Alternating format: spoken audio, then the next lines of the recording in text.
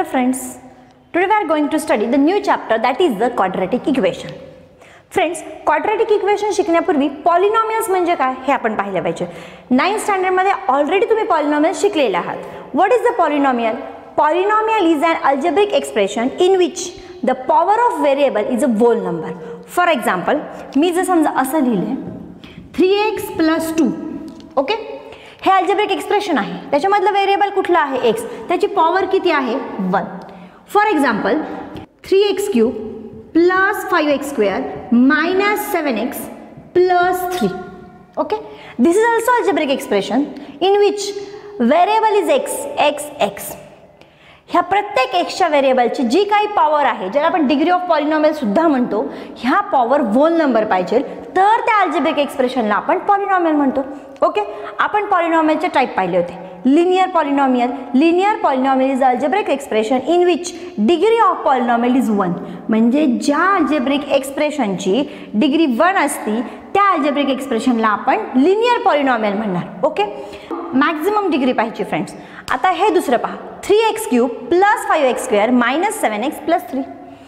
ह्या पॉलिनॉमियलची डिग्री किती आहे? Degree is the higher index here 3. मग ह्या अल्जेब्रिक एक्सप्रेशनला आपण पॉलिनॉमियल म्हणणार, पण ह्याला म्हणणार क्यूबिक पॉलिनॉमियल, कारण ही मॅक्झिमम डिग्री किती आहे? 3. So this is the cubic polynomial.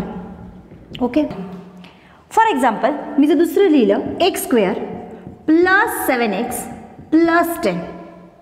Okay, in this algebraic expression this is also polynomial but degree is 2. याच्यामध्ये डिग्री किती आहे? 2. मग ह्या पॉलिनॉमियलला आपण म्हणणार आहोत क्वाड्रॅटिक पॉलिनॉमियल. काय म्हणणार आहोत? Quadratic polynomial. ओके, जर समजा तुम्ही क्वाड्रॅटिक पॉलिनॉमियलला 0 शी इक्वेट केलं, this is our quadratic polynomial and we equate it with 0. At that time, this polynomial convert into the equation and we called it as a quadratic equation. Are you getting my point? Quadratic equation म्हणजे अशी polynomial असती की जिची higher degree 2 असते आणि जर त्या polynomial 0 शी इक्वेट केलं तर इक्वेशन फॉर्म होतं आणि ह्या इक्वेशनला म्हटलं जातं quadratic equation. Means quadratic equation is the equation in which the power of the variable is 2. And the standard form of quadratic equation is ax square plus bx plus c is equal to 0. This is the standard form of quadratic polynomial. आता तुम्हाला परीक्षेमध्ये प्रश्न विचारले जातात, काही equations दिली जातात आणि विचारले जातात, are the given equations are quadratic equation or not? So let's check.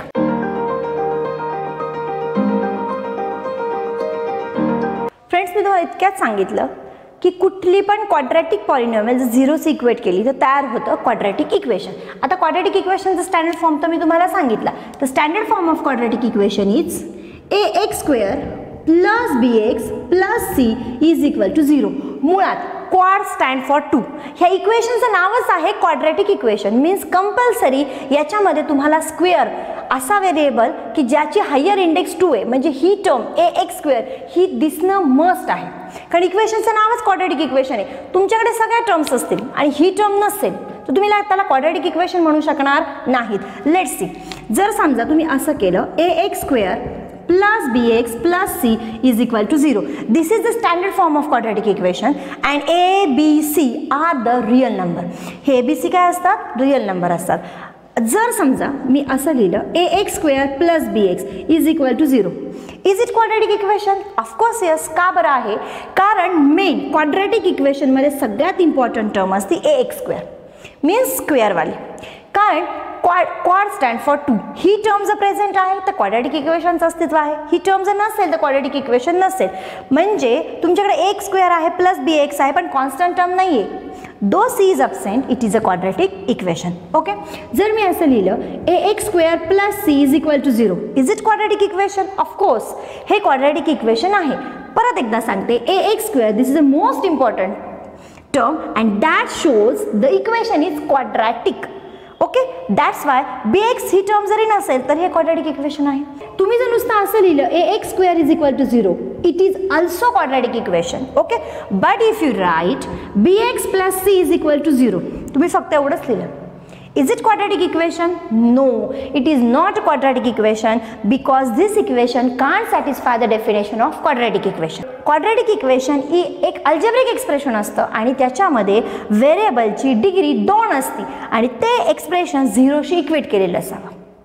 हे इक्वेशन 0शी इक्वेट केलेलं आहे, पण याच्यामधले व्हेरिएबलची पॉवर आहे 1. So it is not quadratic equation. म्हणजे जर इथून पुढे तुम्हाला कुठले पण इक्वेशन दिले त्याच्यामध्ये स्क्वेअरची टर्म असणं मस्ट आहे. ही जर टर्म असेल तर ते क्वाड्रॅटिक इक्वेशन असेल, otherwise it is not quadratic equation. Are you getting my point? आपल्याला एक्झाममध्ये एक मार्क्ससाठी क्वेश्चन विचारला जातो, decide which of the following quadratic equations. कमी काही इक्वेशन्स लिहिलेत बोर्डवर, त्यातले कुठले क्वाड्रॅटिक इक्वेशन आहेत आणि कुठले नाहीत हे डिसाईड करायचं.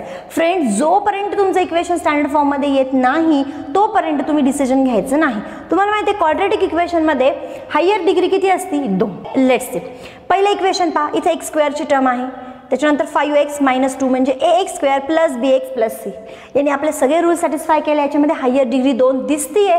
सो आपण लिहायचंय इट इज क्वाड्रॅटिक इक्वेशन. हे क्वाड्रॅटिक इक्वेशन आहे. ओके. आता सेकंडमध्ये पहा, y square plus 1y is equal to 2. हे क्वाड्रॅटिक इक्वेशन आहे का? याला डायरेक्ट डिसिजन नाही घ्यायचं आहे. इथे डिनॉमिनेटरमध्ये y आलाय, मग आपण याला एलिमिनेट करू. कसं करणार? तुम्ही काय लिहिणार इथे? Multiply each term by y. So y square into y plus 1/y into y is equal to 2y. So y square into y, it become y cube. Here y get cancelled, so 1 is equal to 2y. Okay, we make the RHS 0, but RHS ला 0 करूयात. Plus 2y come to the LHS, it become minus plus 1 is equal to 0. Here power किती आलेली आहे? 3. आणि quadratic इक्वेशनची power compulsory किती लागते? 2. So it is not quadratic equation. So it is not a quadratic equation. Okay, तुम्ही ते solve केल्याशिवाय decision नाही घेऊ शकत. You have to prove that this is a not quadratic equation because here index is 3 and we require 2. Okay, now next one.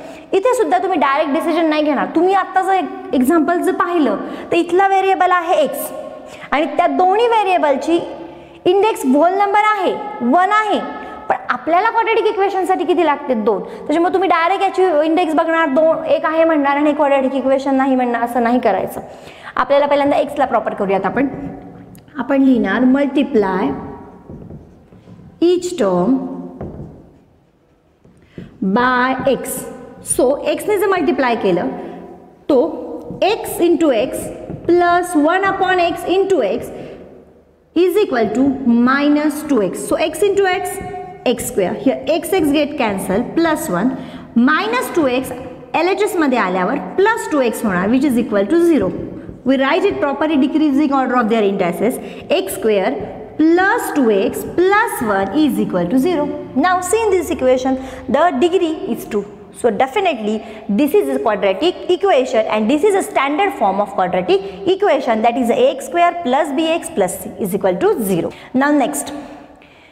आता इथे पहा, तुम्ही म्हणाल 2च टर्म आहेत, स्क्वेअरची टर्म दिसते ना, मग हे क्वाड्रॅटिक इक्वेशन आहे. पण आपण जे स्टँडर्ड फॉर्म मध्ये पाहिलं ax square plus bx plus c is equal to 0, ह्या स्टँडर्ड फॉर्म मध्ये LHS मध्ये 3 टर्म असतात. फ्रेंड्स, मी आत्ताच तुम्हाला सांगितलं टर्म्स किती आहेत दॅट्स नॉट इम्पॉर्टंट. आपली सगळ्यात इम्पॉर्टंट टर्म म्हणजे ax स्क्वेअर टर्म जर इक्वेशन मध्ये असेल आणि ह्या 2 टर्म असतील किंवा नसतील, it is not important, but it is a quadratic equation. हे क्वाड्रॅटिक इक्वेशन आहे. का बरं आहे? It is a quadratic equation. हे का बरं क्वाड्रॅटिक इक्वेशन आहे? Most important thing 7m square is present. Okay, that's why it is a quadratic equation. Let's consider some example. पहिल्यांदा तर आपण याला स्टँडर्ड फॉर्म मध्ये आणूयात आणि त्यानंतर त्याची व्हॅल्यू आपण लिहूयात. हे इक्वेशन स्टँडर्ड फॉर्म मध्ये नाहीये, आपलं RHS नेहमी 0 असते. So that y square minus आहे, इकडे येऊन काय होणार? लेफ्ट साइडला प्लस होणार 2y. हा प्लस 2y इथलाच लिहितोय, so it is as it is sign. Plus 10y come to the LHS, it become minus, this is equal to 0. Friends, लक्षात ठेवा, ज्यावेळेस आपण स्टँडर्ड फॉर्म मध्ये लिहितो, आपण कुठल्या पण टर्मला शिफ्ट करतो, त्याची साईड चेंज करतो, at that time we should take care about their signs. कारण एक जरी सायन्स चुकली तर तुमचं पुढचं सगळं सॉल्विंग चुकणार आहे. So you should be aware. So you should take care for the sign. Okay, हे आता स्टँडर्ड फॉर्म मध्ये आलेलं आहे. आता आपल्याला त्याला कम्पेअर करायचं आहे. So we write compare it with ax square plus bx plus c is equal to 0. Equation आपण स्टँडर्ड फॉर्म मध्ये आणलं आहे. आता त्याला आपण कंपेअर करतो x square plus bx plus c is equal to 0. This is standard form of quadratic equation. आता लक्षात घ्या, आपलं हे स्टँडर्ड फॉर्म आपण रेग्युलर म्हणतो आणि सारखं सारखं बोलतो, पण आपल्या इक्वेशन मधले व्हेरिएबल कुठले फ्रेंड्स? y, आणि आपण कुठलं घेतलंय? x. So we have to change just ay square plus by plus c is equal to 0.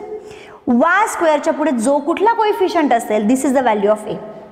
ठीक आहे, ह्या नुसत्या y च्या पुढे जो काही कोएफिशियंट असेल this is the value of b, आणि आपली जी काही कॉन्स्टंट टर्म असेल this is the value of c. It's very simple. So a स्क्वेअरच्या पुढे तुम्हाला कुठलंही कोएफिशियंट दिसत नाहीये, that's means it is a 1. So value of a is equal to 1.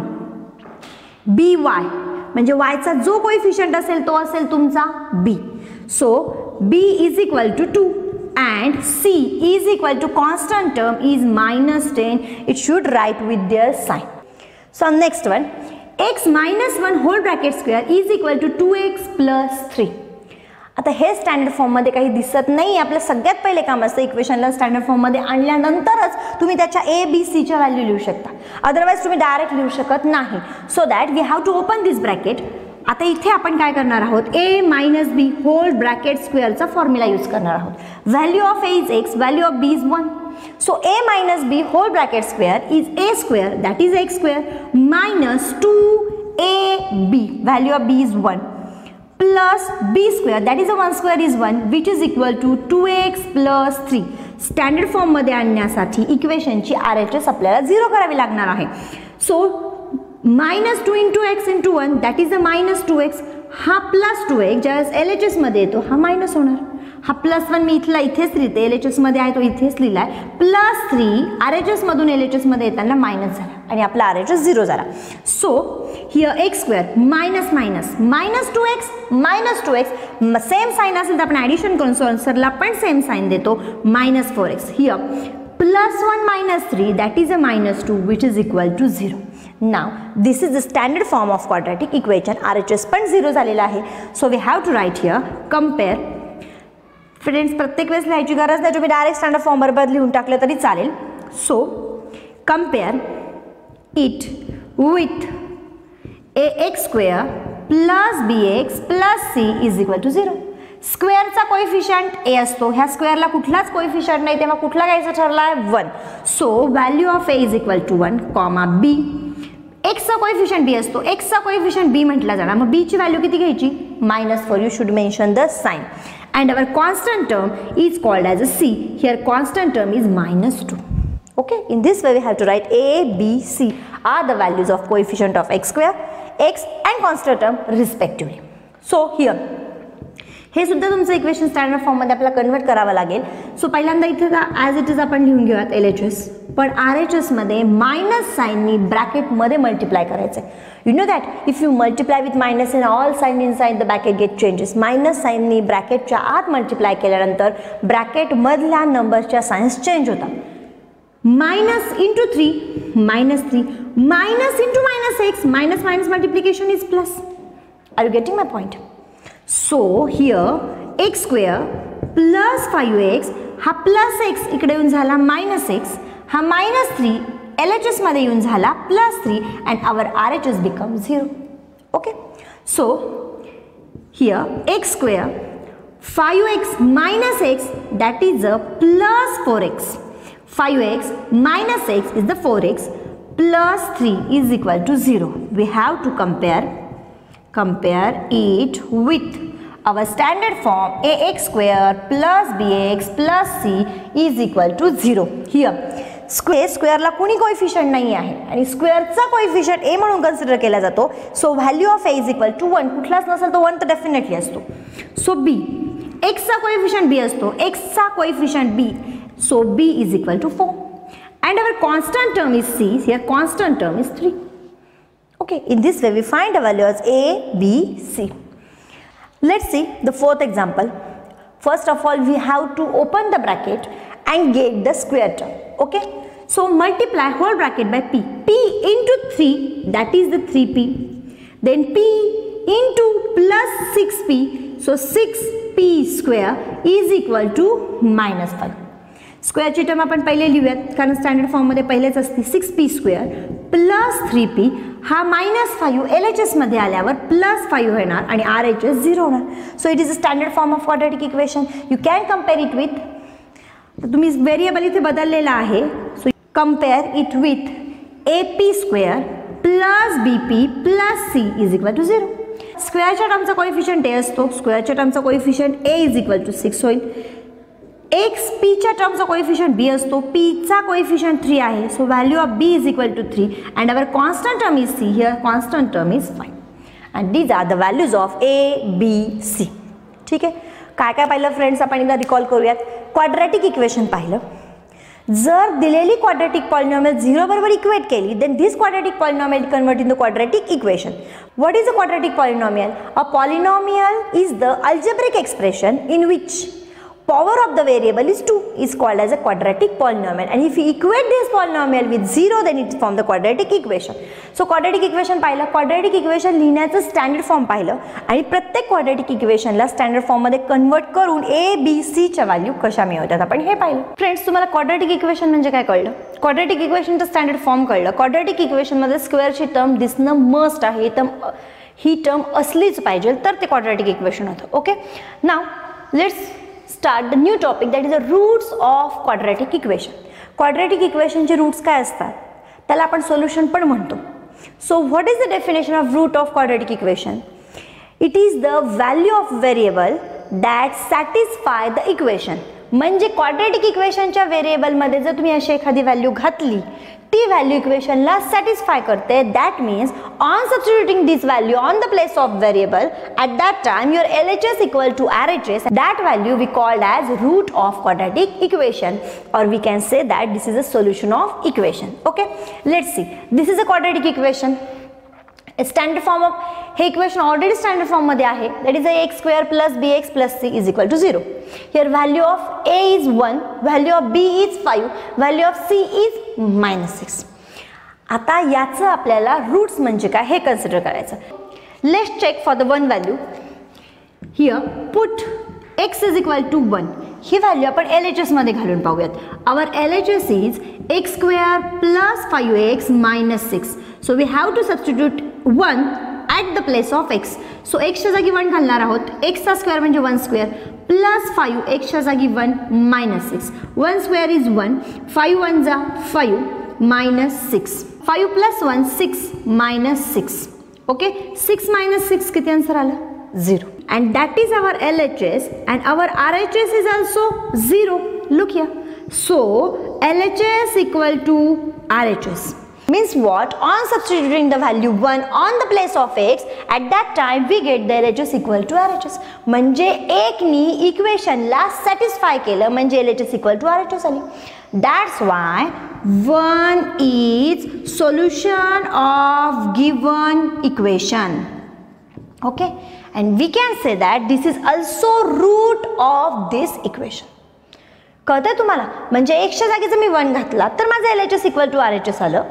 याचा अर्थ 1 हे इक्वेशनचं रूट आहे, इक्वेशनचं सोल्युशन आहे.